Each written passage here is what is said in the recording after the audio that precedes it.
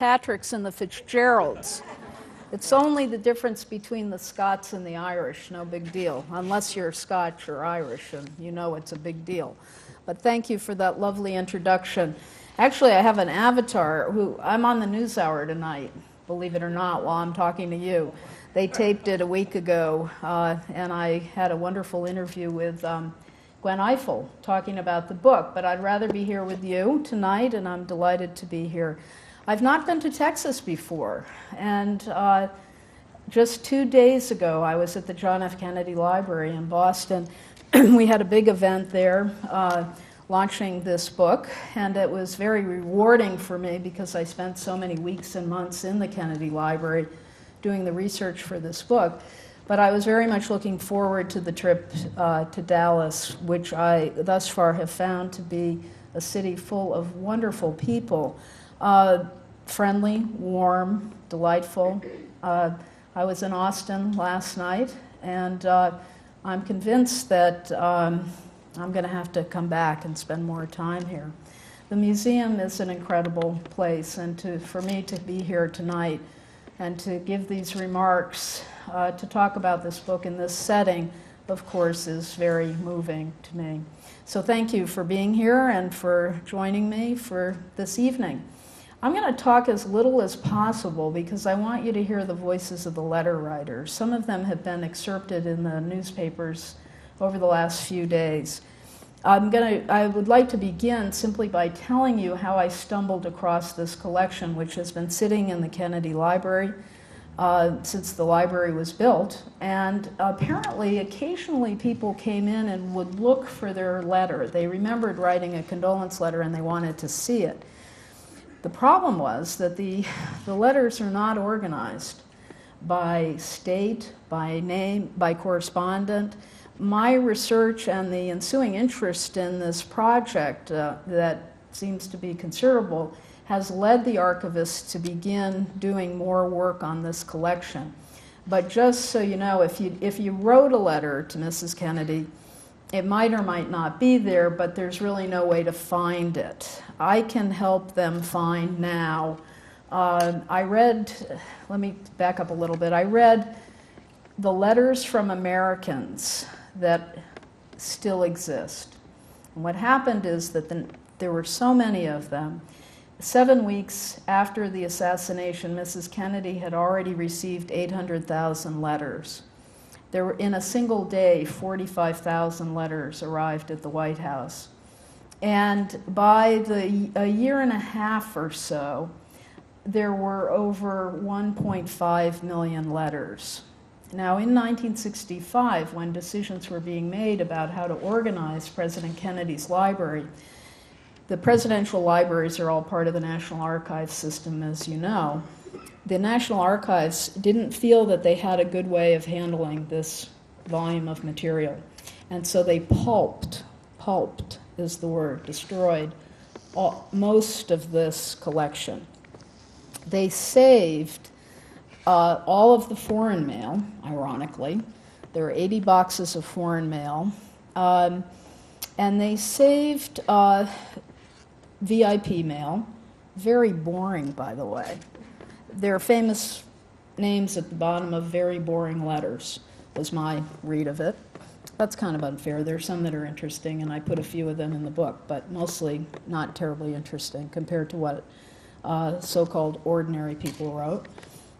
They saved letters in which the person described a personal, they call them personal remembrances of an encounter with President Kennedy that are mentioned in a condolence letter.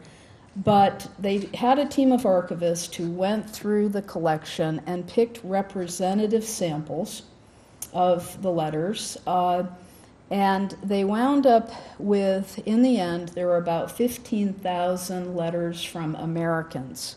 That's the collection I focused on. Those are the letters that I read. I read them all.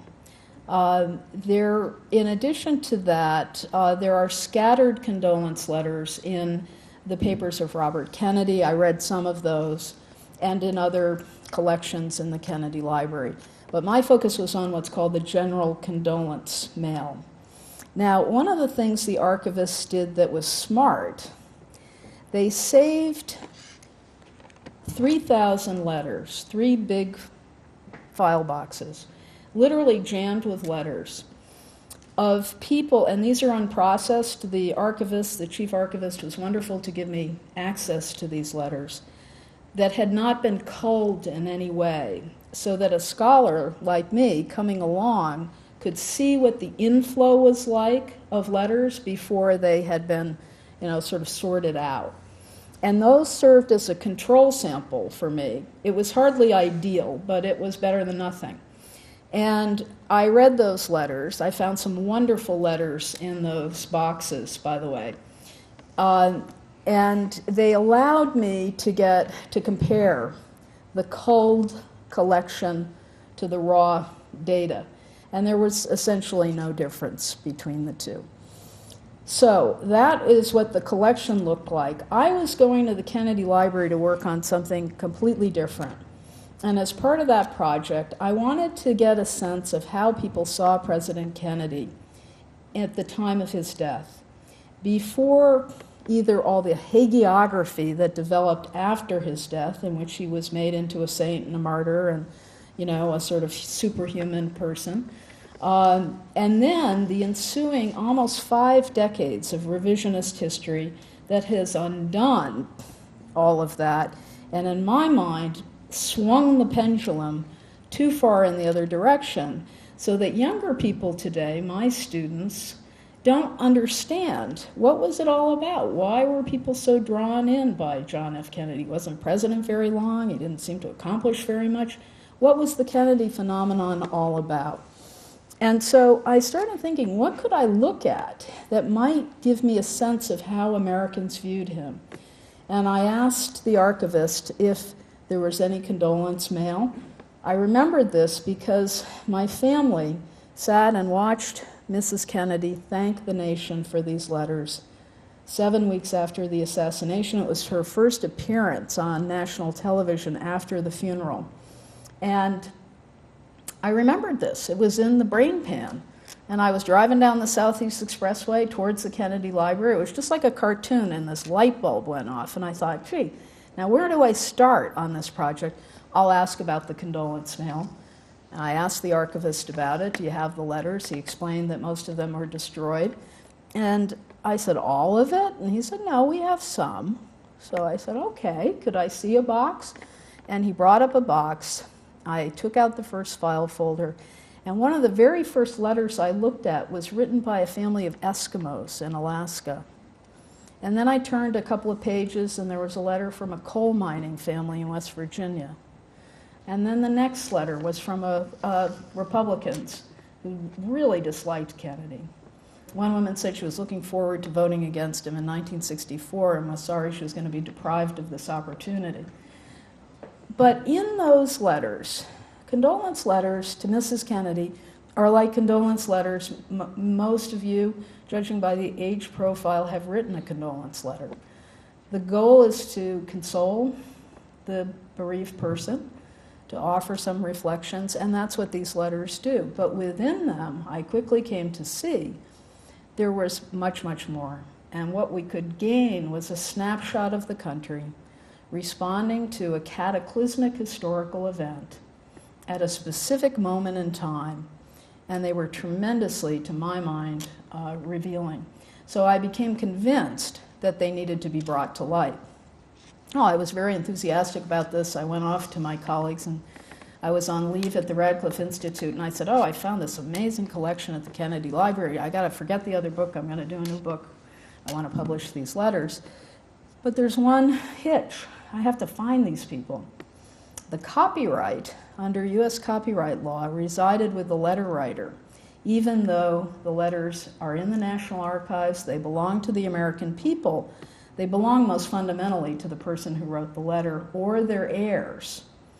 And that, for a period, the copyright law, I think, has changed. Originally, I think it was 75 years. It may be 90 years now.